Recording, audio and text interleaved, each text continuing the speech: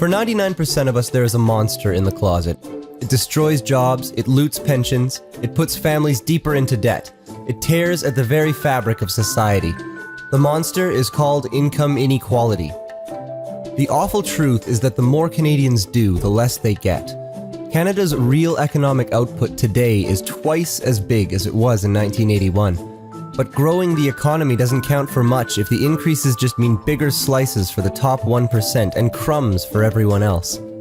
Most Canadians have gained nothing from decades of economic growth. The poor are getting poorer, the middle class is shrinking, and the top 1% is getting a lot richer.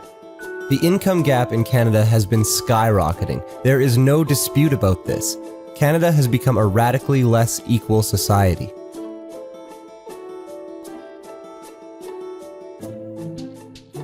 Why should we care? Well, for one thing, income inequality undermines freedom and democracy. The super rich gain an enormous amount of political power. They treat democracy like their own private playground. Governments become more authoritarian. The real-life concerns of most families are ignored. Their confidence in democracy erodes. It has serious social and health costs. It can be the difference between life and death. Societies with large income inequality have lower life expectancy, higher infant mortality rates, more crime, more imprisonment, and more cases of mental illness and addiction. It causes social divisions. Rising inequality means most of the economic gains go to the people at the top while everyone else struggles with growing costs and shrinking paychecks. People feel the system is rigged against them. This can affect the temperament of a country. It breeds cynicism, trust declines, fear flourishes. The country is pulled apart at the seams. Income inequality is bad for the economy. Inequality peaked right before the Great Depression in the 1930s and the Great Recession of 2008. Experts say that's not a coincidence. You can't build a stable and sustainable economy with more families living in poverty, the middle class being squeezed, and household debt at record levels. How do you end up in this situation? Governments and corporations attacked the rights of workers. Over the last 3 decades, 199 of the 206 labor laws passed have restricted, suspended, or eliminated labor rights. The result has been a race to the bottom on wages, benefits, and pensions for all workers. Governments and corporations abandoned an active industrial strategy.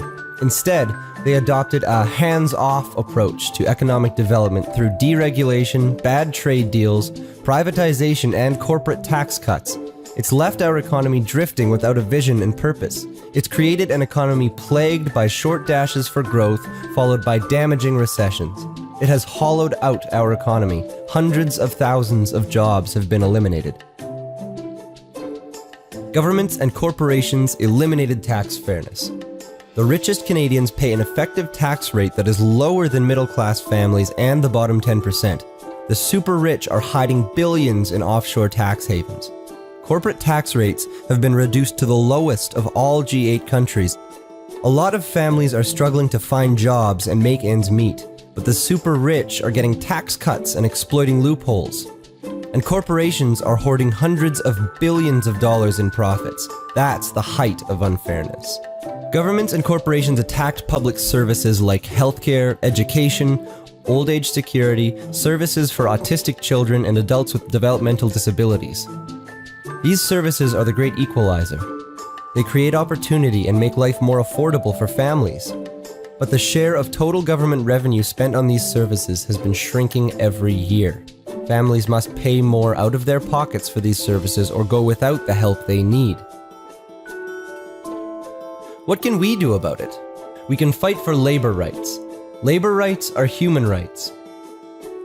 We've got to be ready, willing, and able to stand up for workers' rights whenever they are threatened. Strong labor rights level the playing field and give everyone a fair shot at getting ahead. We can fight for a modern industrial strategy.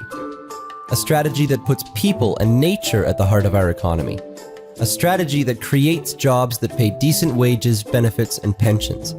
A strategy that brings labor, government, and business together to build a strong economy. We can fight for tax fairness and quality public services. Tax fairness means the richest Canadians and corporations pay their fair share. It means tackling offshore tax havens that allow the super rich to dodge their civic responsibility to build a better Canada. Tax fairness is how we can generate the revenue needed to protect and expand the public services we need to take care of each other. This is also important because taxes and public services are how we use our common wealth to pursue our collective aspirations. Income inequality has taken us down the wrong road for 3 decades. Too many Canadians are falling behind and barely scraping by. But income inequality is not inevitable. It is preventable. The monster in the closet can be defeated. All of us working together can definitely do it. We must put this very important issue front and center in our national dialogue and at kitchen tables across Canada. Let's start the conversation.